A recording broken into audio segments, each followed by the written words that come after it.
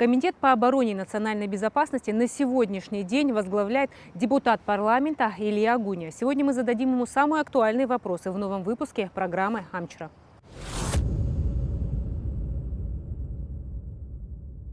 Здравствуйте, Илья Чичикович. Спасибо большое, что нашли время для абхазского телевидения.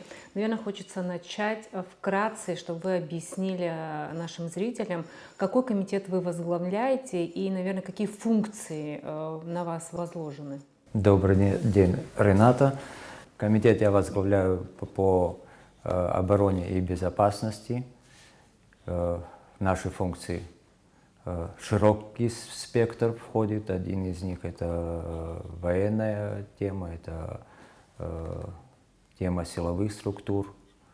И не только. Ну, комитет, знаете, такого широкого профиля, потому что у нас безопасность может быть разной. Это и продовольственная безопасность, это и безопасность государства в военном плане. О вашем комитете мне мало было что известно именно о внутренней вашей работе. Вот все-таки социальная сеть помогла добыть несколько документов, и хочется о них поговорить. Есть такое вот соглашение между Республикой Абхазия и Российской Федерацией об объединенной группировке войск Вооруженных сил Республики Абхазия и Вооруженных сил Российской Федерации. Соглашение между Россией и Абхазией о сотрудничестве в военной области. Все-таки эти такие соглашения, которые вытекают из большого договора, который был подписан 24 ноября 2014 года. Что вы можете сегодня сказать именно вот о работе в этом направлении? Может быть, есть какие-то плюсы, может, есть какие-то минусы и есть ли какие-то достижения? Ну, договор, в принципе, это не только там истекает и от 24 ноября 2014 года, да, договор был еще ранее, 2008 года, да, как бы это продолжение всех этих договоров. Ну, мы прекрасно понимаем, что стратегический партнер Российской Федерации, у нас были договор сотрудничества в военной сфере, были соглашения, ратифицированные соглашения в парламенте. Они были и до моего созыва, до того, как я попал, и во время того, как я начал здесь работать. Соглашение касается безопасности государства, прежде всего общего периметра, общих вещей. Парламент эти договоры ратифицировал. Ну, что-то, ну, если подробно останавливаться на них, ну, будем подробно останавливаться. Нет, или все-таки моменты какие-то, может быть, обеспечение какое-то, может, техническое, что-то вот очень Ну, дело в том, к большому сожалению, зачастую так бывает, что договор подписан, соглашение подписано, проходит ратификацию и работает не в полной мере такой договор. Да? Вот хотелось бы, чтобы они, конечно, и работали, и исполнялись бы в полной мере. И с стороны, касающейся, допустим, нас, абхазской стороны, хочется, чтобы мы в этом направлении также скрупулезно относились к пунктам этого договора. Если брать сегодняшние наши соглашения с Российской Федерацией, у нас, например, есть прекрасные вещи, такие, где мы обязуемся там абхазскую армию оснастить, довести до состояния, технического состояния российской армии. Есть сроки, поставленные в этом договоре и прописанные в соглашениях. Да, к большому сожалению, не все это делается на сегодняшний день. Мне сложно сказать, по каким причинам. Это все-таки немножко тема закрытая, чтобы мы понимали. Поэтому не все у нас нормально в вооруженных силах, это мы прекрасно понимаем. Даже если брать соглашение по объединенной группировке войск, да, то она как бы у нас представлена, и с Абхазией, там прописано и с российской стороны, кем она представлена, и с абхазской стороны, что 2 мотострелковыми батальонами эти все документы в свободном обращении находятся, и в интернете их можно найти. Но мы же прекрасно понимаем, что у нас сегодня, к большому сожалению, с 2014 года, с того момента, как были подписаны, а затем и ратифицированы эти соглашения, что у нас нет сегодня полноценных 2 мотострелковых батальонов, которые оснащены и готовы наравне с российскими военными структурами выполнять свои обязательства. Это факт. Какие-нибудь запросы в этом направлении были направлены? С чем связано все-таки недополучение вот всего этого? Ну, это межведомственные, Ну, может, вы владеете какой-то информацией, в чем межведомственные загвоздка? договоренности. Мне сложно сказать, с чем это связано. Должен сказать, зачастую это связано не только тем, что, скажем, Российская Федерация не хочет там выполнять каких-то пунктов этого договора. Зачастую это связано с нашей нерасторопностью в некоторых вещах тоже, мне так кажется. Ну, в этом направлении должны быть, это ежедневная работа, чтобы мы понимали, это сотрудничество, это общение, это понимание того, что нам нужно, как работать с этим соглашением далее, да, что нам нужно, чтобы оснастить нашу армию, какая она вообще должна быть на сегодняшний день. У нас много вопросов, мы же прекрасно понимаем, в каком мире мы сегодня живем, видим, что вокруг нас делается, понимаем, какие армии и союзнические, и вражеские, да, имеют какое оснащение, чем владеют. Последние, скажем так, боевые действия на территории там, Карабаха показали нам, что война сегодня совершенно другая, она не такая, как было там 30 лет назад, это то, что мы помним, да, что сегодня появились другие реалии, другие технологии.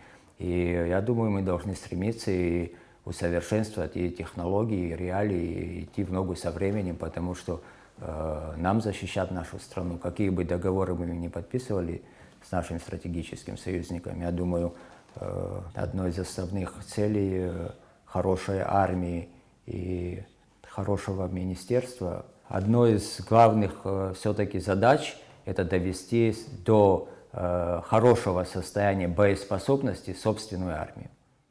Вот здесь в соглашении, изучая, наткнулась на одну статью, хочу вот зачитать. Стороны сотрудничают в военной области по следующим основным направлениям: укрепление военной безопасности и мер доверия, обеспечение безопасности и контроля воздушного пространства. К чему я именно остановилась к этой статье?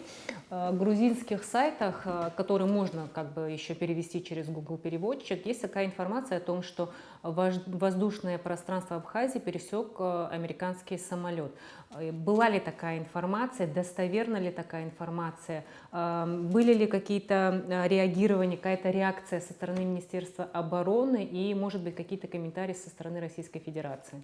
Ну да, действительно, мы слышали об этой ситуации. Американский разведчик, самолет пересек нашу границу. Более того, он пролетел через всю территорию Абхазии, насколько это мне известно. Какие меры реагирования наших российских коллег были, я не знаю, не могу ничего сказать. Я знаю, какие меры реагирования, допустим, были бы у абхазских вооруженных сил в связи с имеющимися данными, наверное, никакие. Ну, наверное, звучит как-то нехорошо, то, что я так говорю, да, но, наверное, мы должны были, по крайней мере, обозначить или дать понять американскому самолету-разведчику с помощью наших российских коллег или без помощи наших российских коллег, да, что мы это видим, что мы это знаем и что мы это не одобряем. Да. Есть много методов, как на это реагировать. Мне кажется, никакой реакции не было. Я, насколько даже помню, даже в Министерстве иностранных дел реакции не было на этот факт. А факт был. Говоря о Министерстве обороны, сразу появляется мысль о том, почему наша молодежь не хочет служить. Есть ли все-таки ответ на этот вопрос? И по вашему мнению, с чем это все вот связано? По сути, молодежь с детства должна как-то уже знать о том, что ты должен защищать Родину, и при том, что это мужчина, который должен защищать свою Родину, оборачиваясь назад на 92-93 годы, как бы, в принципе, то, что невозможно забыть. Ну, Рената, вопрос резонный касаемо молодежи. Тут винить одну молодежь только в том, что они не идут в армию, я считаю, это не совсем верно. Да? Потому что, если вы помните публикации где-то года 94-го или 95-го, это сразу послевоенные публикации российских СМИ, там и не только российских, то они констатировали факт, что на постсоветском пространстве одна из самых сильных вооруженных сегодня армий является абхазское ополчение. Да, даже армией тогда не называли, но называли абхазское ополчение. Но с того времени прошло много времени, и поэтому мы сегодня находимся в совершенно другом состоянии. Сегодня мы, наверное, одна из самых неподготовленных армий, если брать армию в том виде, вот в чистом ее виде. Да. Во-первых, мы прекрасно понимаем, что мы ограничены в своих возможностях. Это раз. Вооружение, которое у нас имелось с того времени, устарело и не обновлялось очень долгий период времени. Я думаю, в связи с этим, естественно, не пополнялось. Да, мы ограничены там в патронах и в боеприпасах. Да, есть всему свой срок службы. Да, возможно, есть какая-то и боеприпасы, и все остальное, но это давно, скажем так, зачастую уже становится опасным даже иметь это вооружение. То есть это проблема, которую надо решать. Ну, для этого, я считаю, одним из этих пунктов и были прописаны как раз-таки в договоре соглашения о модернизации абхазской армии. И потом, вы знаете, мне удивительно, но у нас Министерство обороны пошло все-таки, но это я уже свое мнение, сугубо свое мнение говорю, я считаю, что форма самого Министерства обороны становится, мне кажется, неверной. Мы хотим иметь все структуры армии, которые похожими, там, скажем, на российскую, но при этом не имея людского ресурса. Да? То есть призывной ресурс у нас очень скудный, это надо признать. Я думаю, у нас это будет продолжаться, пока это касается вопроса призывников. У нас великолепно работала служба не только призывная. Да?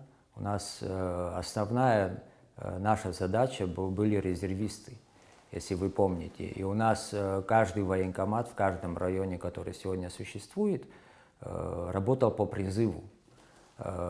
И там были участниками все,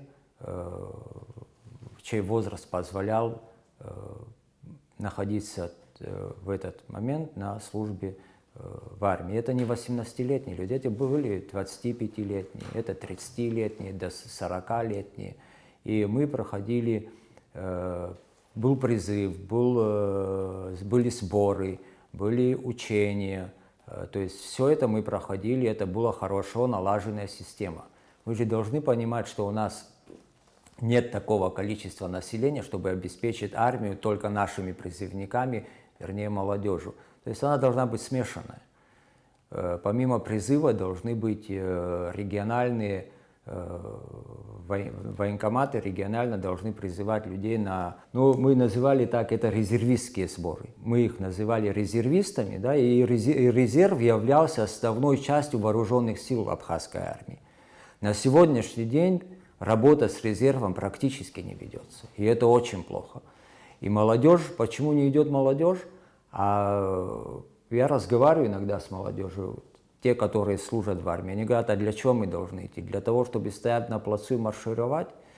А что у нас проводятся стрельбы? Молодому человеку 18 лет хочется побегать, посидеть в лесу, провести стрельбы. Высадки какие-то. Высадки какие-то, да. То есть это же постоянная работа. Но в связи с тем, что у нас этого не происходит, молодежь не хочет идти в армию.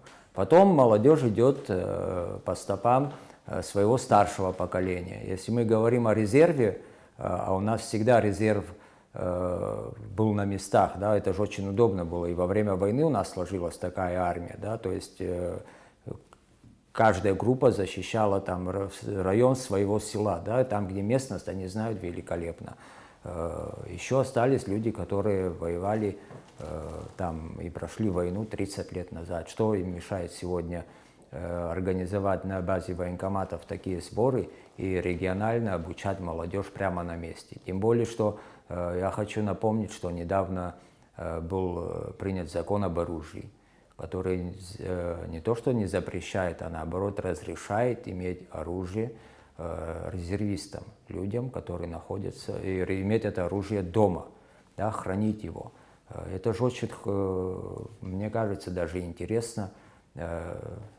Сделал сбор, позвал людей, собралось село, собрались молодые люди, взяли автоматы, показали места минирования, места отходов, места, это же все боевые навыки, которые можно проходить, я не знаю, ежемесячно, там раз в полгода, и призыву должны подлежать все.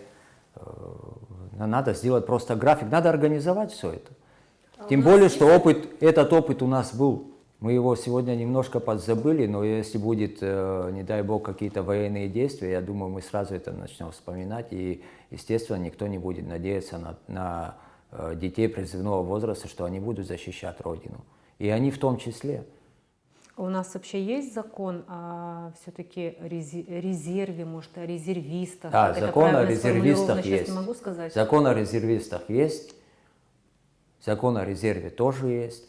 Подразделения, которые должны быть, также есть. На базе чего это формируется, мы понимаем. На базе военкоматов это было раньше. Да, в законе все это есть, этим надо заниматься. Вы коснулись закона об обороте оружия. Ваше мнение по этому закону и все-таки почему, насколько я знаю, вы за, и вот ваше мнение вот в этом направлении? Я не то что за, я как раз один из тех, кто был очень даже за то, чтобы этот закон приняли.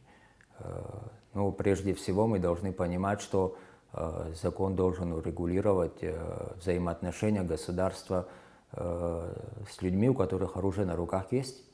Ну, в представлении энного количества нашего населения, что вот можно огульно взять оружие, вот ходить с ним по городу, что это вот Нет, ну, как-то Господи, нерегулируемо. Тому Господи упаси, да, обычным гражданам, что это из себя... Даже не имея закона, огульно взяв оружие, мы по городу не ходим, и никто с автоматом наперевес сегодня по городу не ходит. Поэтому оружие регламентирует, кому можно иметь оружие, как оно должно храниться, как оно должно переноситься, допустим, с места на место, да? Когда можно носить оружие. Если это касается сборов, касающихся резервистов, которые собираются, да, они могут передвигаться, то есть сесть и на место сбора приехать со своим оружием.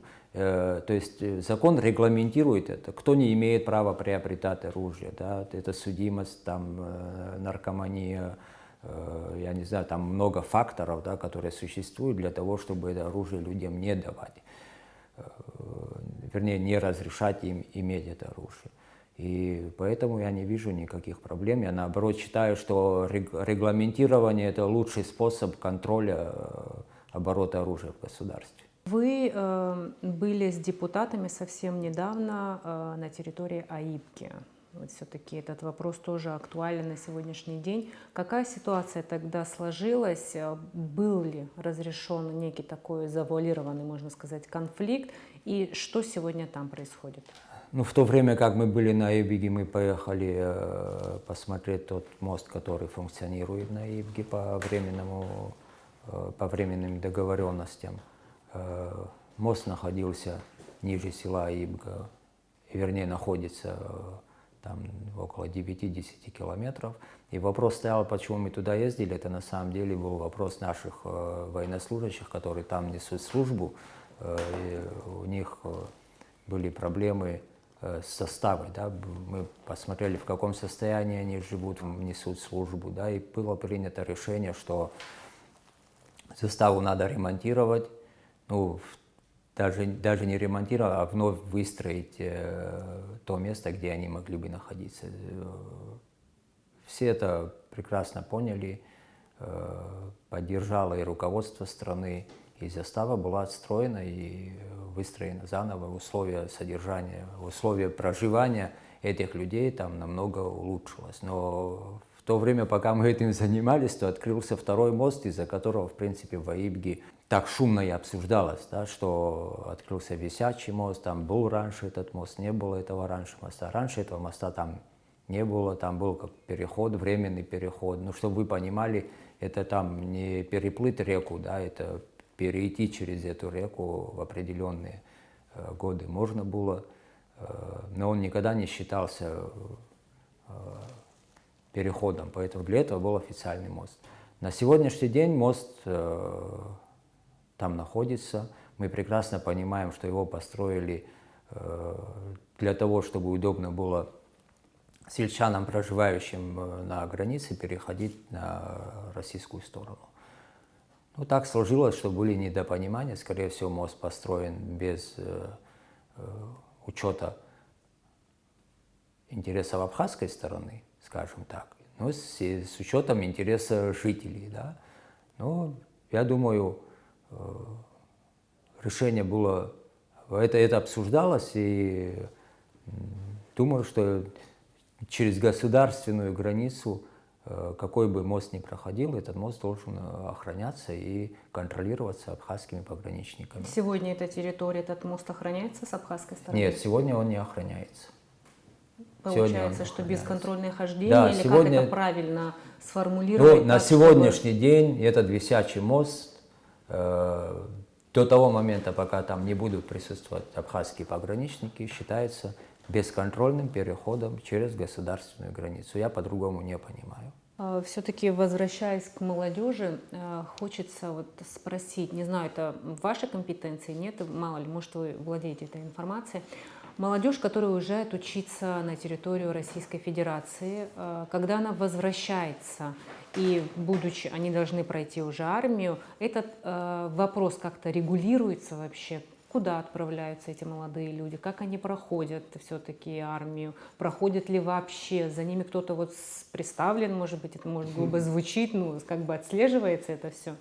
Это, знаете, игру в догонялки напоминает зачастую такие взаимоотношения, когда военкоматы бегают и ищут людей, которые учатся, действительно ли они учатся, да, или просто приносят нам справки о том, что они находятся на учебе. Система, наверное, не очень хорошо отработана, но мы должны также еще понять одну вещь, что если молодые люди хотят учиться, да, то возможность учиться им предоставить надо. Но они также, молодые люди, должны понимать, что они должны отдать дань своей родине, да, отслужить в этой армии. Но для этого мы должны также предоставить условия для того, чтобы они могли полноценно здесь служить. Мы изначально говорю, почему люди бегут от армии, да? Потому что она становится непривлекательной. Если армия у тебя привлекательная, то люди туда идут. И тут говорить только о долге, который молодые люди должны дать родине, да, не приходится, потому что молодой человек, который приходит, нам также важно, чтобы он после армии вышел здоровым человеком. Если он лежит, находится в казарме, крыша которой течет, если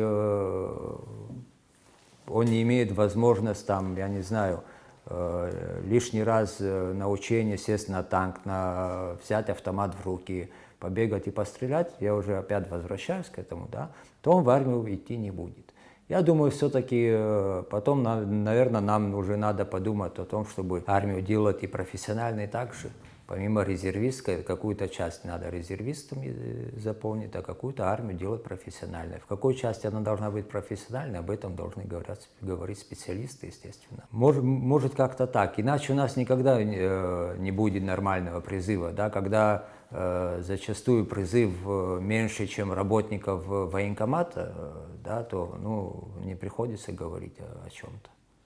Вот говоря все-таки о профессиональной армии, не считаете вы, что у нас возможно построить некие такие кадетские корпусы, кадетские училища, когда ребенок уже там 7 класса, если я не ошибаюсь, приходит вот в это училище и уже полностью, получается, мальчик отдает свою жизнь именно вооруженным силам. Вот такой формат, если вот на будущее говорить, возможно ли у нас, может быть, на платформе Министерства обороны сделать так, что все-таки ребенка с юности уже, может быть, будут учить, как правильно вот в этой структуре работать? Вы знаете, у нас очень много детей, которые поступили в военные училища через Министерство обороны. То есть сказать, что у нас дети не идут учиться на военных, да, я так не могу. У нас дети желают этого, и в военную медицину идут, и на специальности идут, и они заканчивают, возвращаются. И много молодых людей, я знаю, которые находятся в Министерстве обороны, которые уже закончили училище, закончили и кадетское в том числе, которые вернулись.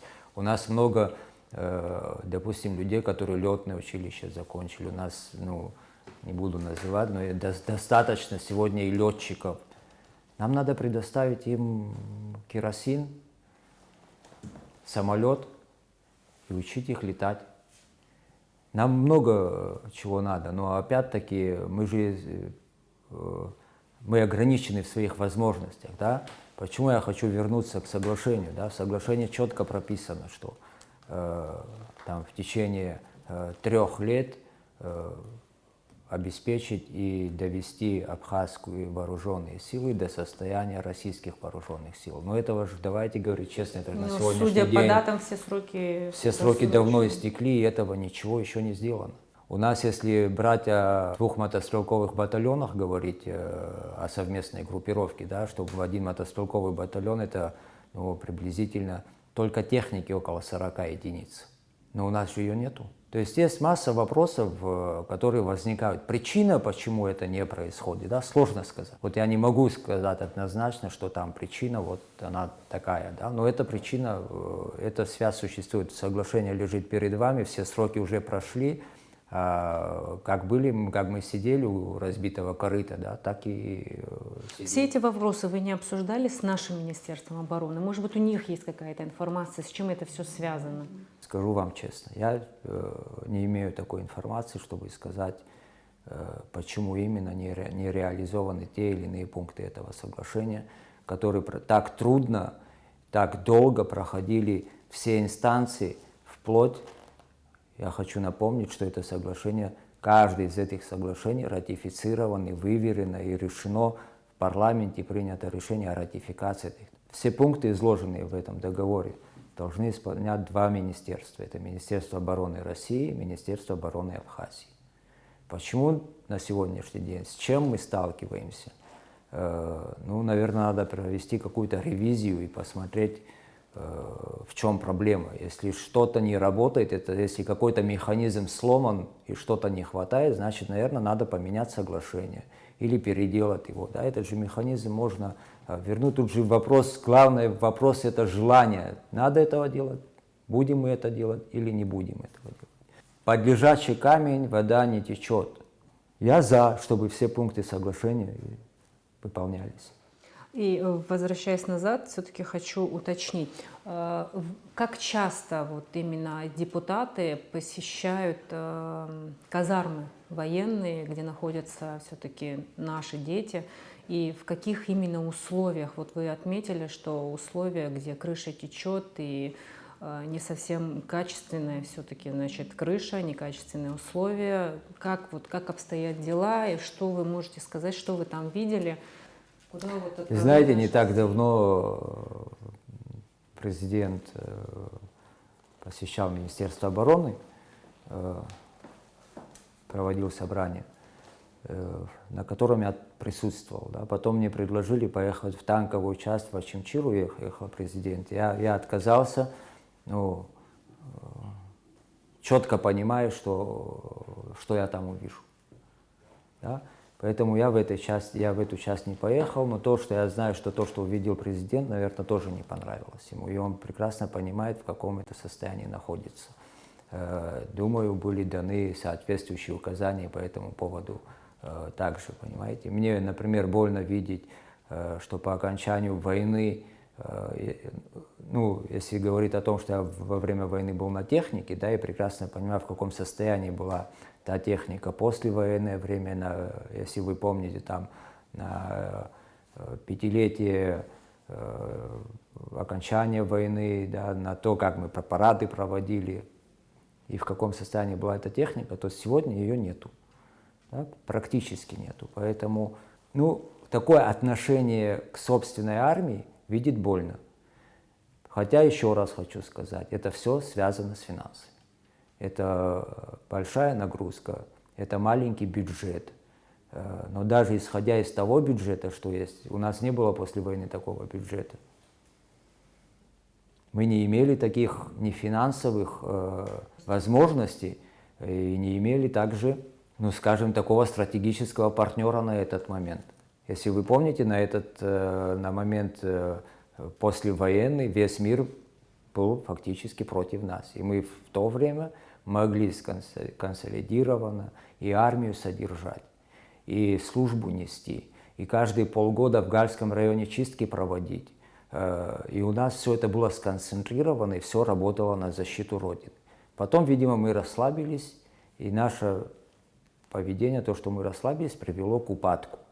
Сегодня время поменялось. Сегодня люди уже даже на танках не воюют. Да? Сегодня другие технологии. И мы этими технологиями не обладаем.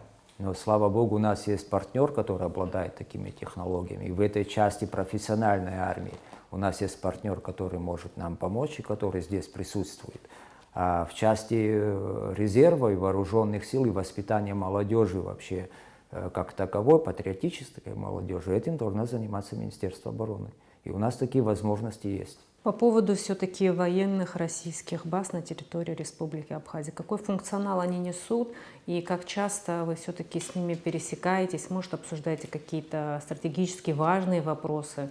Ну, самый главный функционал – это, конечно, спокойствие в регионе, присутствие на территории Абхазии военных баз российских и вообще присутствие российской армии в Абхазии. Это спокойствие в регионе, потому что мы же прекрасно понимаем, что если бы не было военных баз, то соотношение там сил и возможностей у сторон разные, естественно, были бы настроения, что Абхазию можно легко завоевать, можно опять возобновить военные действия. И я думаю, это и сегодня эти мысли не исключены, даже имея российские военные базы на территории Абхазии. Мы должны быть готовы ко всему. По информации, ну, естественно, уже с социальных сетей, Грузия вооружается, закупая технику израильскую.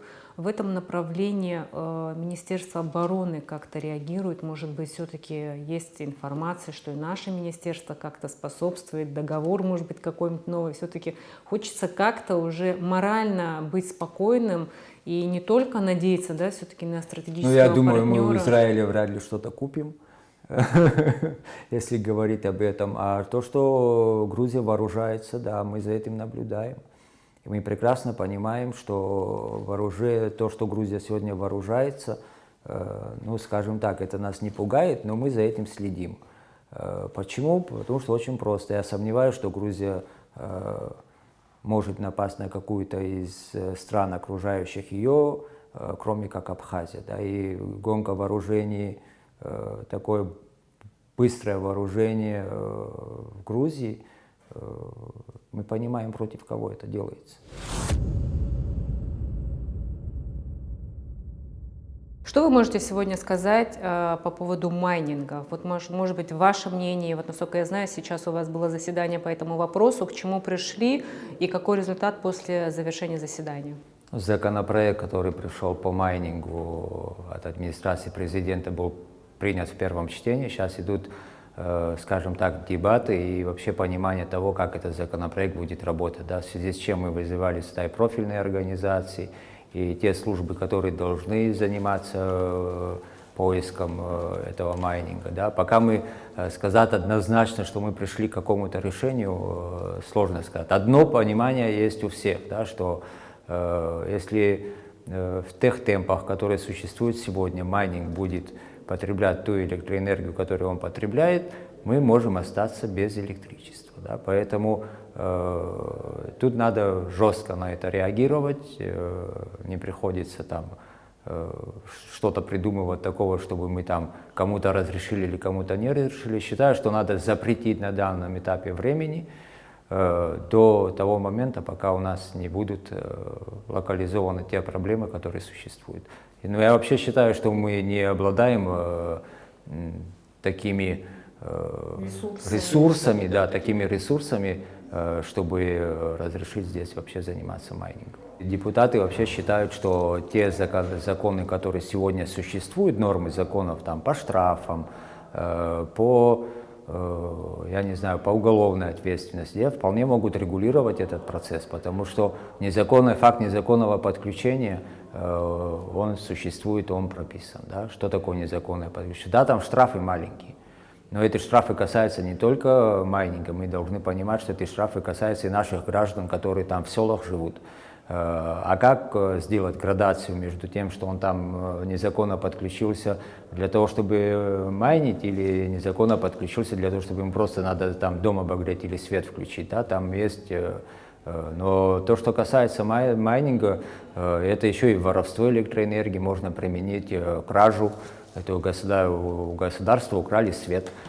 Почему не применить эту статью? Почему нельзя применить статью там, где стоят большие фермы, да, которые незаконно подключены? Почему не применить незаконное строительство? У нас будку нельзя в Абхазии построить, чтобы не получить разрешительных документов. А тут нет никаких документов, посреди леса может стоять там огромное сооружение, да, нет никаких. И мы, ну, почему мы это не применяем, сложно сказать. Но есть все рычаги, чтобы применить. Если нужно плюс к этому что-то усилить, да, мы сейчас думаем над этим, если нужно что-то усилить в какой-то момент, ну, какие-то вещи законодатели, если скажут, давайте вот здесь усилим или вот здесь усилим, да, мы над этим работаем. Я думаю, будут усилены какие-то рычаги, нам надо найти, чтобы это запретить. Но хотя удивительно, мы законодательно хотим запретить, а сегодня там постановлением Кабинета министров деятельность запрещена там только до лета, да. То есть как это будет выглядеть? Если у нас нет мощности, значит надо, да, противоречащие вещи. Или мы запрещаем эту деятельность вообще в принципе, да, тогда законодательно это закрепляем. Хотя законодательно мы не можем закрепить, в мире нету аналогов, где законодательно какая-то деятельность запрещена. Законодательно мы можем запретить только незаконное подключение к электросетям, которые караются во всем мире, имеют градацию, это все прописано. У нас там большой пробел, конечно, и который существует и в положениях, и все. Но это все можно регулировать актами, как и Кабинета министров, так и актами, которые можно написать изменения в закон и в парламенте тоже. Работаем над этим.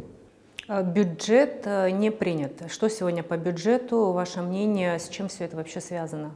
Ну, вы знаете, если мое мнение, да, бюджет пока не принят, с изменениями или без изменений, он второй раз пока в парламент не пришел, но как раз-таки одна из причин непринятия бюджета как раз были вопросы по электроэнергии.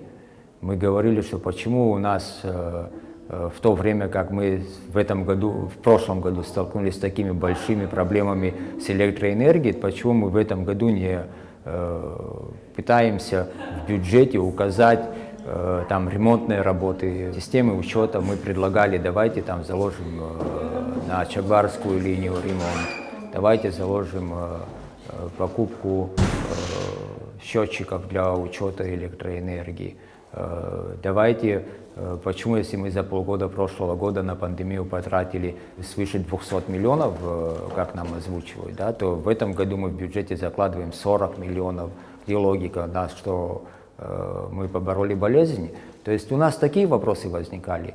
Если этот бюджет отражает реальную картину государства, и мы должны понимать, куда нам вкладывать деньги и с чем нам придется, как бы, какой отрасли придется помогать. Считаю, что электроэнергетике мы должны помочь. В проекте Амчра у нас уже сложилась такая некая традиция. Мы каждого гостя спрашиваем о планах на будущее, ближайший год. Есть ли у вас какие-то планы или вы хотели бы, чтобы вы смогли реализовать вот в течение года, если мы через год к вам вернемся, чтобы могли обсудить, вот все-таки смогли вы достигнуть желаемого или нет?